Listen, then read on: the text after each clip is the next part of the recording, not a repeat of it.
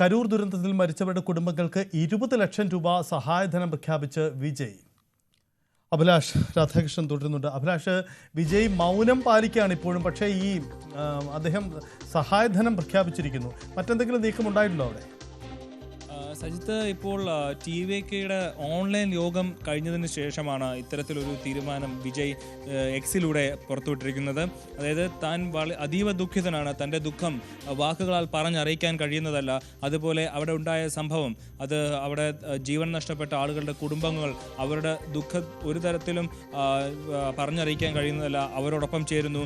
അതിന് അവരുടെ ദുഃഖത്തിന് ഒട്ടും വിലമതിക്കില്ലെങ്കിൽ പോലും ഓരോ കുടുംബത്തിനും 20 ലക്ഷം രൂപ വീതം, മരണപ്പെട്ട ആളുകളുടെ കുടുംബത്തിന് 20 ലക്ഷം രൂപയും അതുപോലെ പരിക്കേറ്റവർക്ക് 2 ലക്ഷം രൂപയും ധനസഹായം പ്രഖ്യാപിക്കുന്നതായിട്ട് വിജയ് അറിയിച്ചിട്ടുണ്ട്. അതുപോലെ ഇനി ഇപ്പോൾ ആശുപത്രിയിൽ തുടരുന്നവർക്ക് അവരുടെ ചികിത്സ പൂർത്തിയാക്കാനും ചികിത്സ കഴിയുന്നതുവരെയുള്ള ചിലവുകളും പാർട്ടി കൃത്യമായി നോക്കും എന്നുകൂടി TVK പറഞ്ഞു വെക്കുന്നുണ്ട്.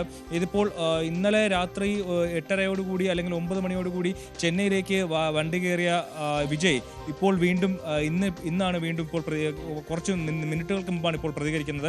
ആ പ്രതികരണത്തിലാണ് ഇപ്പോൾ ഇത്തരത്തിലൊരു തീരുമാനം വരുന്നത്. അതുപോലെ ശനിയാഴ്ച നടത്താനിരുന്ന മാനാടും നിർത്തിവച്ചിരിക്കുന്നു, അത് മറ്റൊരു ദിവസത്തേക്ക് മാറ്റിയിരിക്കുന്നു.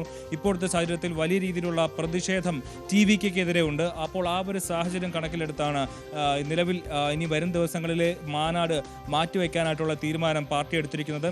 അതൊരു ഓൺലൈൻ യോഗം ചേർന്നിട്ടായിരുന്നു തീരുമാനമെടുത്തത്.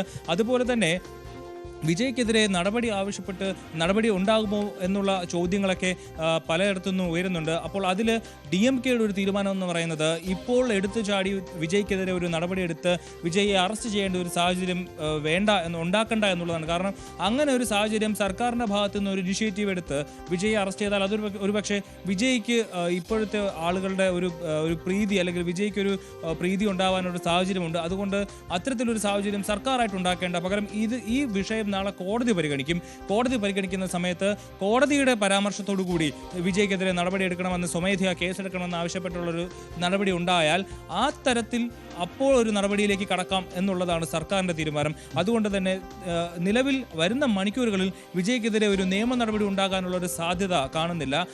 ഈ ഒരു സാഹചര്യത്തിലാണ് ഇത്തരത്തിൽ ആളുകൾക്ക് TVKക്ക് ഉണ്ടായ ഒരു അവമതിപ്പ്, അതിനെ ഒരല്പമെങ്കിലും മറികടക്കാനായിട്ടാണ് വിജയുടെ ഭാഗത്ത് നിന്ന് ഇത്തരത്തിലൊരു ധനസഹായ പ്രഖ്യാപനം വന്നിരിക്കുന്നത്. ഇത് നമ്മൾ നേരത്തെ പ്രതീക്ഷിച്ചത് തന്നെയാണ്. സർക്കാർ 10 ലക്ഷം രൂപ പ്രഖ്യാപിച്ചു. അതുപോലെ പരിക്കേറ്റവർക്ക് 1 ലക്ഷം രൂപ പ്രഖ്യാപിച്ചു. ആ ഒരു സാഹചര്യത്തിൽ അതിന് അപ്പുറമായിട്ടുള്ള ഒരു തുക വിജയ് പ്രഖ്യാപിക്കുമെന്ന് തന്നെ നേരത്തെ പ്രതീക്ഷിച്ചതാണ്. അതുപോലെ തന്നെ സംഭവിച്ചിരിക്കുന്നു. സർക്കാർ എത്രയാണോ പ്രഖ്യാപിച്ചത് അതിൻ്റെ ഒരിരട്ടി കൂടി ഉയർത്തിക്കൊണ്ട് വിജയ് ഒരു ധനസഹായം പ്രഖ്യാപിച്ചിരിക്കുന്നു. ഈ ഒരു സാഹചര്യത്തിൽ എങ്ങനെയാണ് ഇനി വരും ദിവസങ്ങളിൽ വിജയ് ഈ മാനാട് മാറ്റിവെച്ചതിന് ശേഷം ഇനി തുടർന്ന് ഈ പാർട്ടി പ്രവർത്തനവുമായിട്ട് അല്ലെങ്കിൽ റാലികളുമായിട്ട് മുന്നോട്ട് പോവുക എന്നുള്ളതാണ് ഇനിയിപ്പോൾ നമുക്ക് കണ്ടറിയേണ്ടത്. കാരണം വലിയ രീതിയിലുള്ള പ്രതിഷേധം വിജയ്ക്കെതിരെ സംസ്ഥാനത്ത് അലയടിക്കുന്നുണ്ട്. കാരണം 39 പേർ മരിച്ചു, നൂറുകണക്കിന് ആളുകൾ ആശുപത്രിയിൽ ചികിത്സയിലാണ്.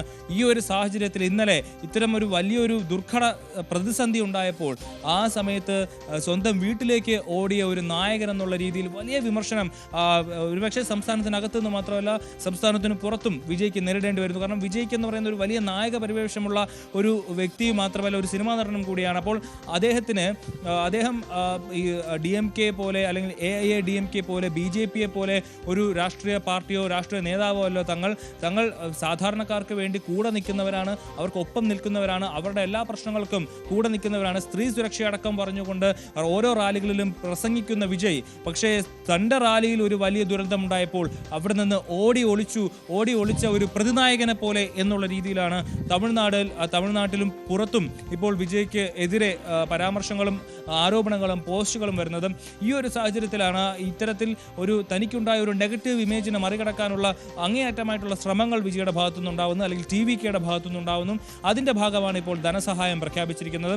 അതിൽ പറയുന്നത് തൻ്റെ ദുഃഖം പറഞ്ഞറിയിക്കാൻ കഴിയാത്ത അത്രയും ഉണ്ടെന്നാണ്. അതായത് ഈ ജനങ്ങൾക്ക് തൻ്റെ ഭാഗത്തു നിന്നുണ്ടായ തൻ്റെ റാലിയിൽ നിന്നുണ്ടായ ഒരു വലിയ ദുരന്തത്തിൽ തനിക്കൊന്നും ചെയ്യാൻ കഴിഞ്ഞില്ല എന്നുള്ളൊരു ചിന്ത വിജയ്ക്കും കൂടെ ഉണ്ടായെന്ന് വേണം നമുക്ക് കരുതാൻ.